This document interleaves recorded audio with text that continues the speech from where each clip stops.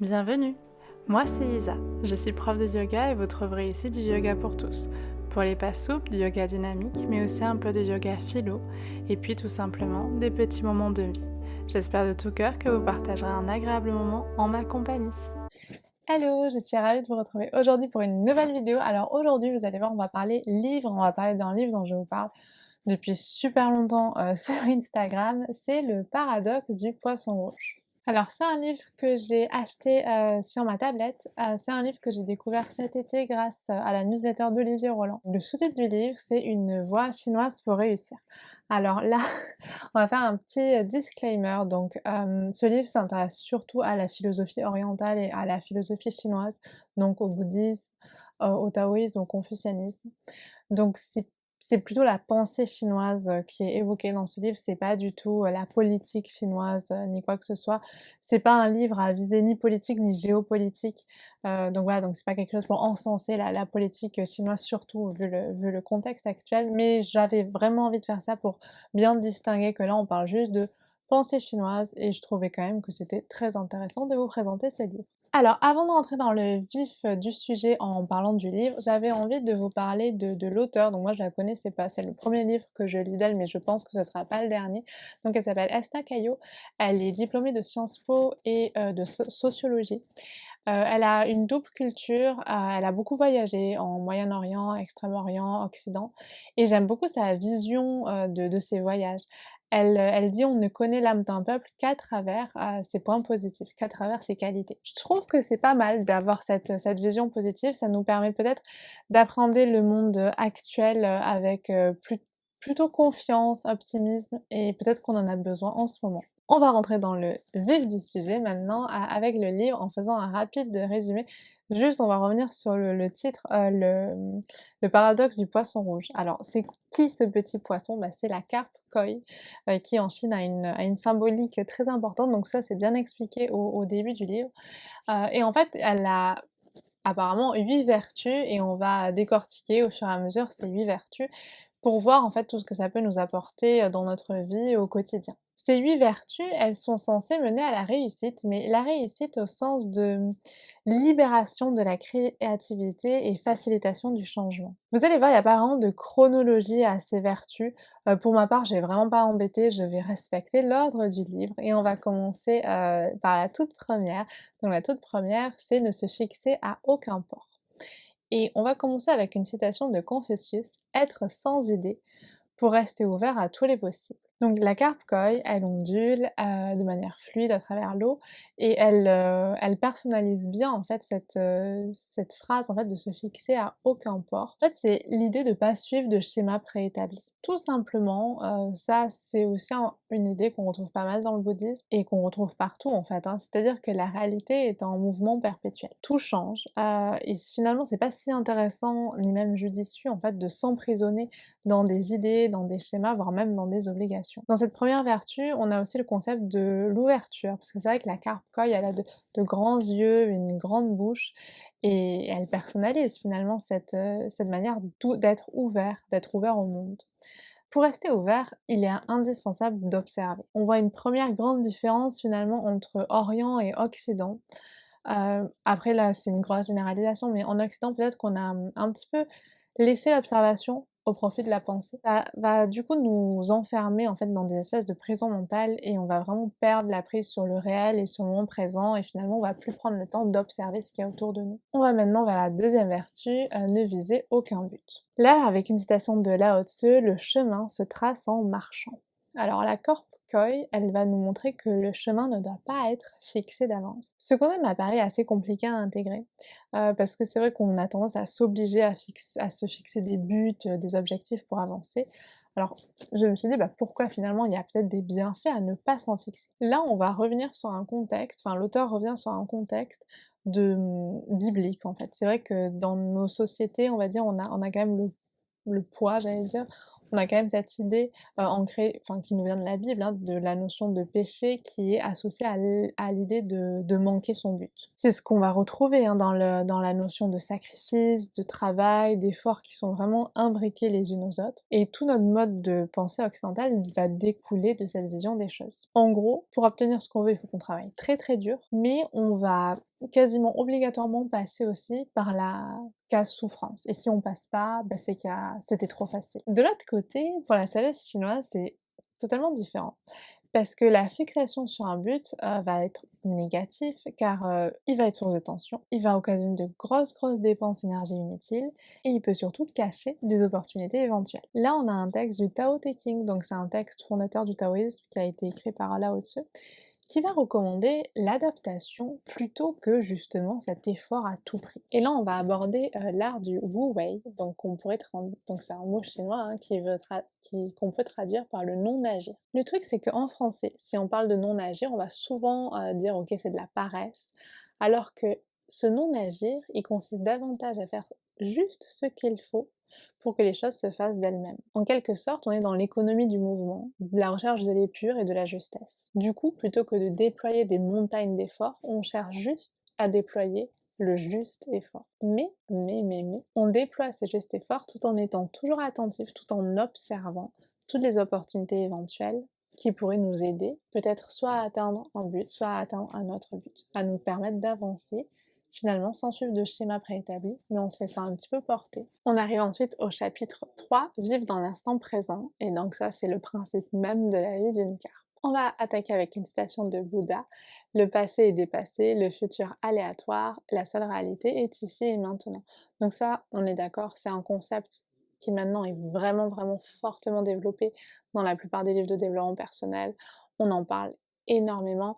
Et c'est vrai que si on vit trop dans le passé ou si on se languit trop de notre futur, bah, finalement, on ne voit pas ce qui se passe ici et maintenant. Or, c'est le seul moment où on vit vraiment. Là, on passe très vite, mais si vous lisez le livre, vous verrez, il y a beaucoup plus de choses. Voilà, c'est beaucoup plus touffu. Mais là, j'ai vraiment essayé de sortir les idées les plus importantes. On arrive donc maintenant au chapitre 4 qui nous dit d'ignorer la ligne droite. On a un dicton chinois qui nous dit que l'arbre tordu vivra sa vie et l'arbre droit finira en planche. Alors ça m'a quand même fait rire cette citation. Et là, on aborde l'art du détour ou de l'esquive. Il ne s'agit pas ici de fuir hein, devant l'adversité, mais de trouver un moyen de contourner les obstacles de manière intelligente et efficace.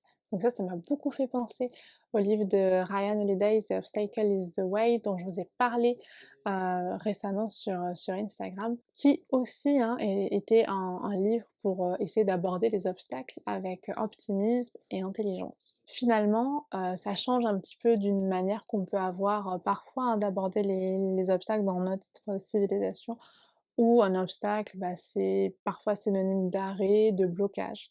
Tandis que là, c'est vraiment synonyme, encore une fois, d'opportunité. Et là, on arrive à un autre concept que j'ai trouvé super intéressant, c'est dans le chapitre 5, où la vertu, c'est se mouvoir avec aisance dans l'incertitude. Alors, aisance et incertitude, souvent, on dit que ça va pas vraiment ensemble. Et là, on a une citation de Sun Tzu qui avait aussi écrit L'art de la guerre. Voilà, si ça vous intéresse. Il y a tout plein d'ouvrages hein, à son sujet. C'est au moment où l'on a des certitudes que l'on perd la guerre. Et ça, c'est assez intéressant.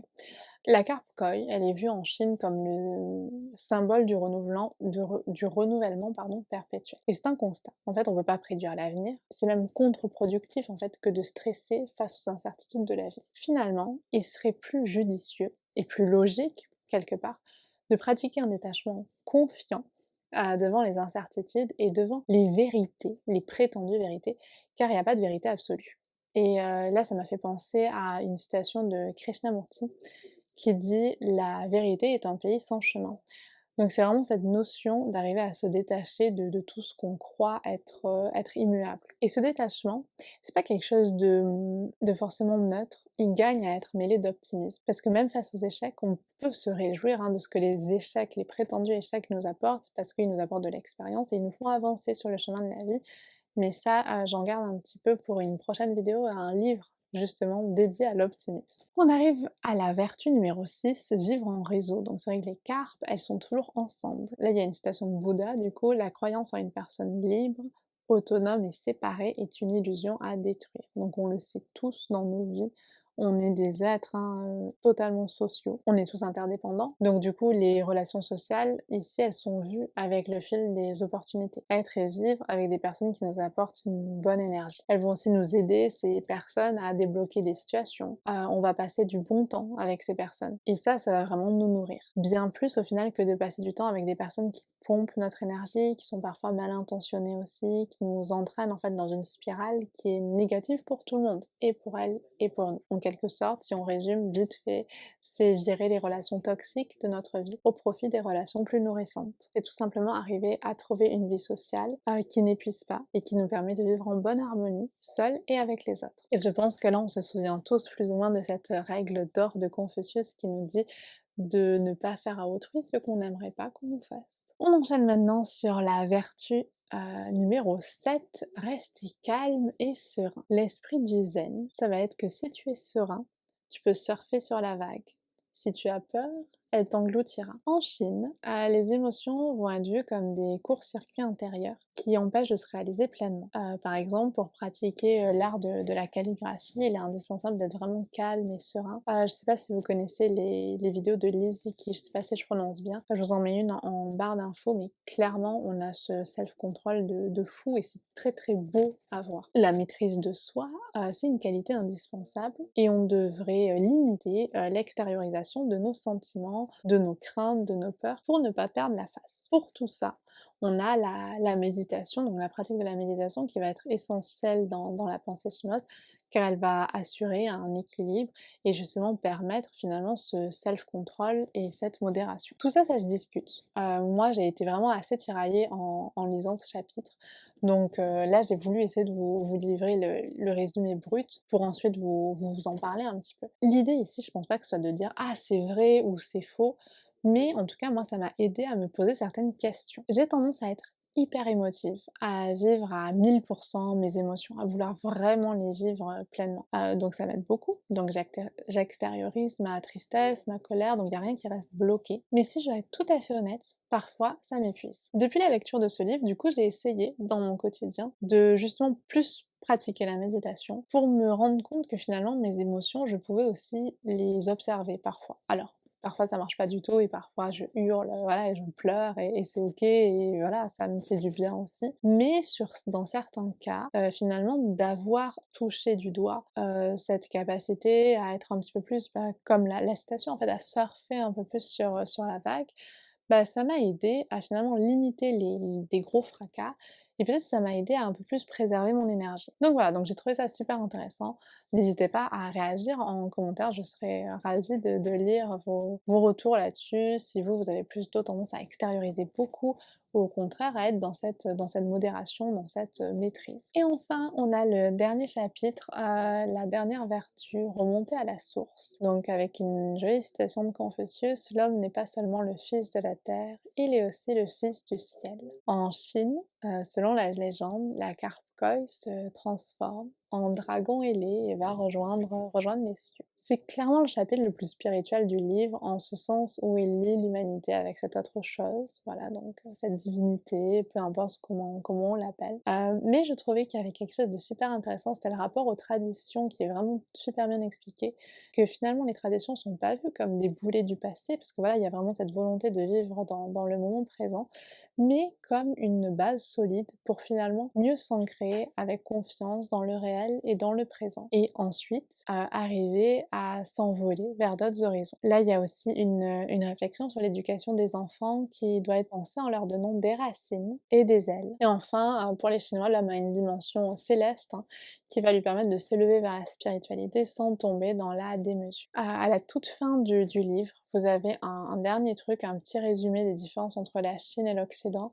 C'est assez amusant à lire, peut-être que ça permet d'un peu mieux appréhender cette pensée chinoise ou orientale. Je pense que vous avez compris que j'ai beaucoup aimé ce livre, je l'ai feuilleté plusieurs fois, j'aime bien relire certains passages. Je trouve que c'est vraiment des petites choses à appliquer dans son quotidien. Vraiment, c'est facile à appliquer. C'est un livre qui est facile à lire tout en étant super complet, tout en étant parfois complexe, pointu. il y a des références littéraires, philosophiques, culturelles assez poussées. Finalement, il y a peut-être 2 choses qui m'ont vraiment touchée et c'est vrai qu'en refaisant la vidéo, je me rends compte que c'est ces 2 choses qui m'ont le plus marquée et je pense que ça a dû se ressentir. C'est la maîtrise des émotions.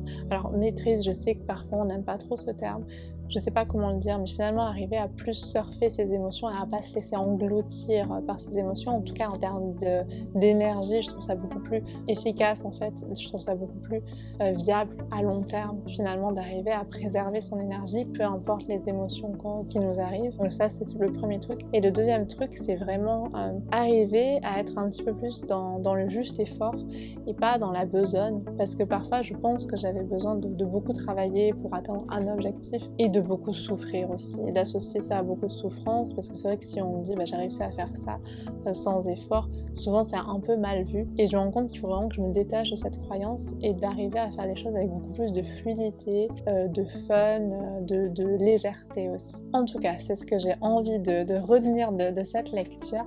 J'espère vous avoir donné envie de le lire, parce que franchement il vaut vraiment le coup. Il est dispo comme moi en livre numérique, il est en français, vous pouvez bien sûr le trouver dans les librairies, donc voilà. Il y a aussi un dernier truc, si vous n'avez pas trop d'argent, si vous voulez pas trop dépenser, il y a le blog d'Olivier Roland, des livres pour changer de vie, où il y a un article qui est hyper complet.